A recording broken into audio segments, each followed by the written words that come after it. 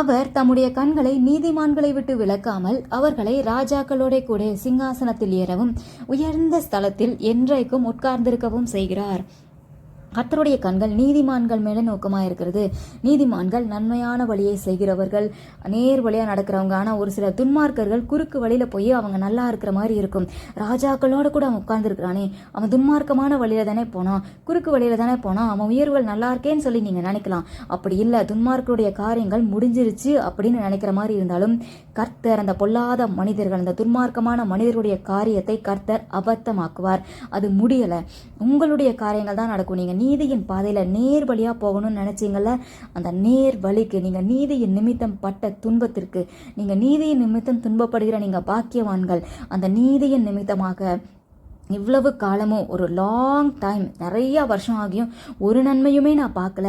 ஆனால் எவ்வளவோ பேர் குறுக்கு வழியில் போயிட்டாங்கன்னு நீங்கள் சொல்லலாம். ஆனால் நீங்கள் பட்ட பாடுகள், நீதிக்காக நான் நேர்வழியாக தான் போவேன், நீதியான பாதையில் தான் நான் போவேன், செவ்வையான வழிகளில் தான் நான் செய்வேன்னு சொல்லிட்டு ஒவ்வொரு காரியத்தையும் ஆண்டவருக்காகவே அவருக்கு பிரியமான வழிகளை சூஸ் பண்ணி நீங்கள் வெயிட் பண்ணீங்கள்ல, உங்கள் காத்திருப்பு முடிந்தது. கர்த்தருடைய கண்கள் உங்களை விட்டு விலகலை. நீங்கள் பட்ட பாடுகள், நீங்கள் எடுத்த பிரயாசங்கள், நீங்கள் சூஸ் பண்ண அந்த வழி, அந்த நீதியின் பாதையை சூஸ் பண்ணீங்கள, அதை அவர் பார்த்து கொண்டே இருக்கிறார். அவர் பார்த்திருக்கிறார், உங்கள் பாடுகளை அவர் அறிந்திருக்கிறார்.